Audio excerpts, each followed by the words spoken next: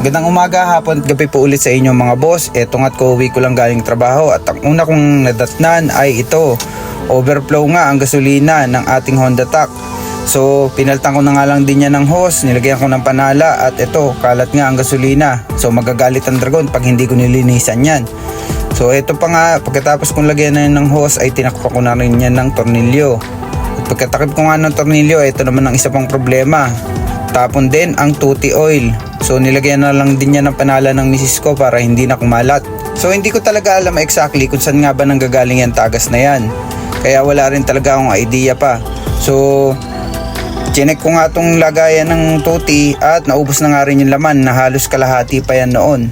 So check na lang din natin. Bali ito nga yung linya ng tuti oil na papunta dyan sa tuti oil pump.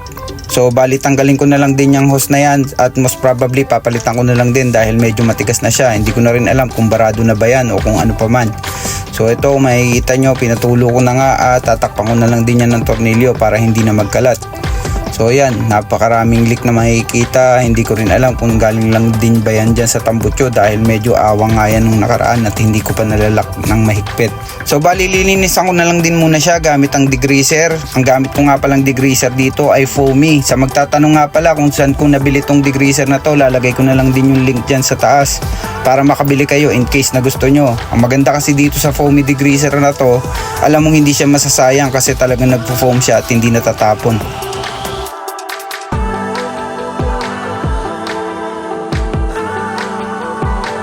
So ayan, nalinisan ko na siya.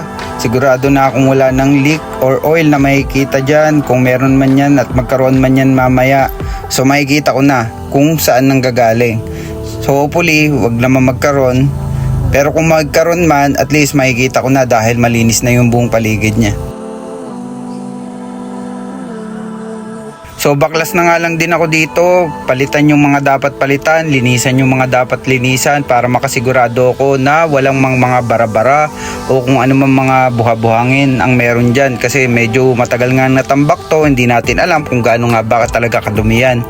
So linisan na lang din at palitan yung mga hose na mga dapat palitan para siguradong wala ng mga kahit anong dumi na papasok doon sa karburador natin or doon sa tuti oil pump dahil kahit maliit na dumi lang yan, kapag bumara yan doon ay siguradong magkakaroon ng problema.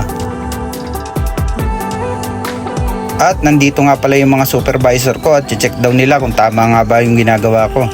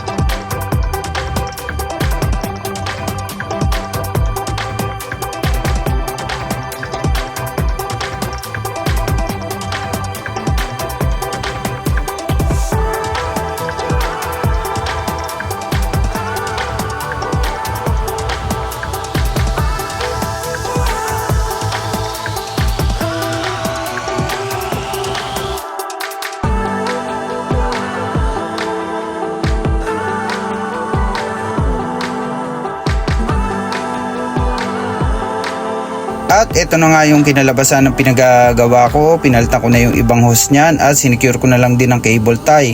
Nilinis ko na rin yung mga leak niyan at sinicure ko na tong tambutso. Hopefully hindi na mag-leak dyan sa ilalim.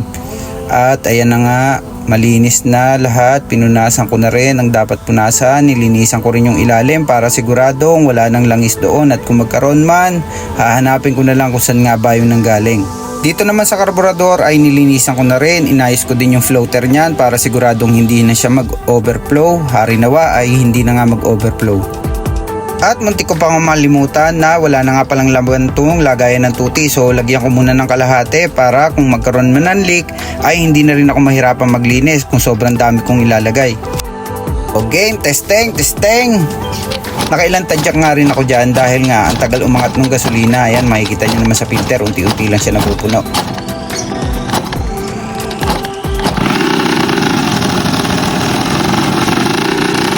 At Dahil umandar na nga siya, ay iwan ko na muna siya dyan ng mga 5 o 10 minuto para makita ko lang kung magkakaroon siya ng leak. At eto nga, after 5 minutes binalikan ko siya. At ayan, medyo may tulo nga doon sa may ilalim ng exhaust. Katulad pa rin doon sa kung nasaan yung dumi kanina, nandyan sa ilalim ng exhaust. At ito nga, after ko siyang iikot sa loob ng subdivision, siguro mga 2 kilometers lang din yung tinakbo ko. Ayan, puno na naman ng langis doon sa may ilalim ng exhaust. Feeling ko kaya lang siya tumatapon dyan ay dahil wala ngang gasket yung mismong exhaust. So gagawan ko na lang din yan ng gasket. Meron naman akong asbestos dyan, so baka yun na lang muna ang gamitin ko. Dito naman sa carburetor wala nang overflow, so maganda yung ginawa ko doon sa floater nya. So yun lang, mukhang wala naman ng ibang problema. Kung maayos ko tong exhaust na to, mukhang all goods na ako.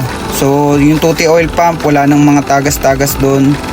So mukhang hanggang dito na lang po muna tayo mga boss. Maraming salamat po sa panonood. Sana iabangan nyo po yung next part. Maraming salamat po.